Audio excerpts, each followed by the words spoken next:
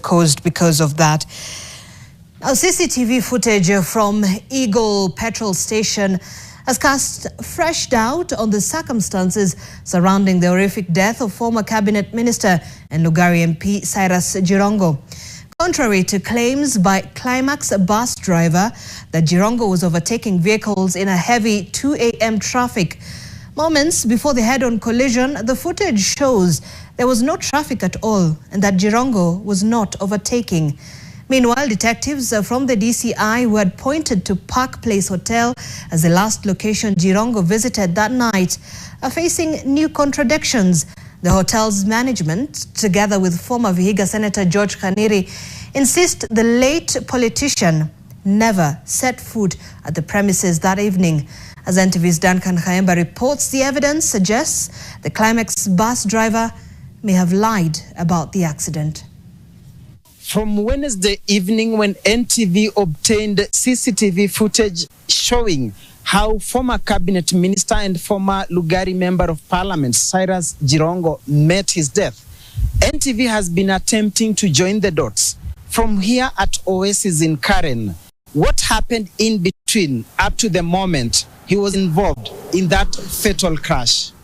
The controversial demise of politician cum businessman Cyrus Njirongo has now presented fresh twists, with the Climax bus driver Tyrus Kamau Githinji expected to return to Naivasha traffic base tomorrow, Monday, December 22nd, for further police action. Few hours after the 2:19 a.m. horrific head-on collision, this is what Githinji eloquently stated. Wakati aliona upande yake ya kupanda Nairobi magari imeshikana, alifanya hesabu overtake hizo gari, na mimi nani nikamuona nikiwa mbali. Githinji's testimony contradicts footage captured by CCTV cameras obtained from Eagle petrol station. The footage shows how the late Njirongo drove in at 2:18 a.m. and 44 seconds from Nairobi direction and did not drive to the petrol station's filling pumps. Instead, he made a U-turn in 34 seconds and at 2:19 and 19 seconds headed to the exit and turned hastily towards Nairobi, the direction he had come from. And 6 seconds later, at 2:19 and 25 seconds, collided with the Climax bus that was ferociously rolling downhill towards Naivasha, crashed into Cyrus Njirongo, dragging him for some distance, with the Mercedes spinning off the road before the bus eventually stopped. The road remained clear before another vehicle driving towards Nairobi arrived at the scene 1 minute later, slowed down but did not stop. From the CCTV footage, no passenger disembarked to even check on the incident that could have ended their lives, given that the stretch is a black spot. The driver said he was carrying 67 persons that until today, and despite the many questions, none has come out to talk about the incident and their narrow escape.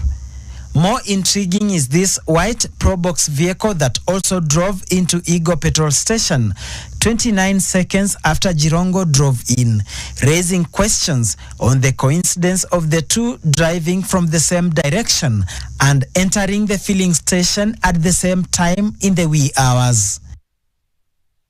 Immediately the Probox entered, Njirongo exited the station 6 seconds later, zooming back to Nairobi before he crashed, implying he could have entered the petrol station to shake off the Probox that could have been trailing him for a while, possibly from Nairobi. According to security expert George Msamali, it was not a coincidence. Njirongo was desperately attempting to save his life. It was possibly a tiger tail. Possibly he must have driven out of Nairobi, knowing after getting out of Karen where he was, he must have realized that he's under surveillance. And to shake off the surveilling team, he drove out of Nairobi instead of going to his Gigiri home. and he realized that he's under a tiger trail, and that is why he drove to Naivasha, and he was trying to shake off the pursuers, and that's why he got in, and instead of stopping, he left immediately. And after leaving, the accident occurred. And the accident scene was a choke point. Yeah, it brings a lot to question, because that is what the driver told us. And I normally say that a story told is a story altered. We need really to interrogate what the driver was telling us and exactly what happened. Detectives from DCI are said to be following leads that show from Karen Oasis within Karen Plains, that is close to official Deputy President's residence, Njirongo switched to Park Place along Magadi Road before eventually leaving and getting involved in the fatal accident at Karai along Nairobi-Naivasha Highway. However, multiple sources within Park Place say the claim is a decoy. Speaking to NTV, former Vihiga Senator George Haniri has confirmed that whereas they had been waiting for Njirongo to join them for their monthly Park Place goat eating session, which was Haniri's turn to host, the late politician was a no-show despite numerous phone calls. It was until 8:30 p.m. when Haniri and the rest ended the goat eating, and he drove to Karen Oasis where Njirongo was seated in a meeting with the National Assembly Speaker Moses Wetangula and the restaurant owner Rebman Malala. Haniri, who had driven in with his wife, did not alight from his vehicle, made a U-turn and left for a different joint. Also, as per this NTSA motor vehicle copy of records, vehicle number KCZ 350C is registered under Smart Cars Limited and not Cyrus Njirongo. Duncan Haemba, NTV. Well, leaders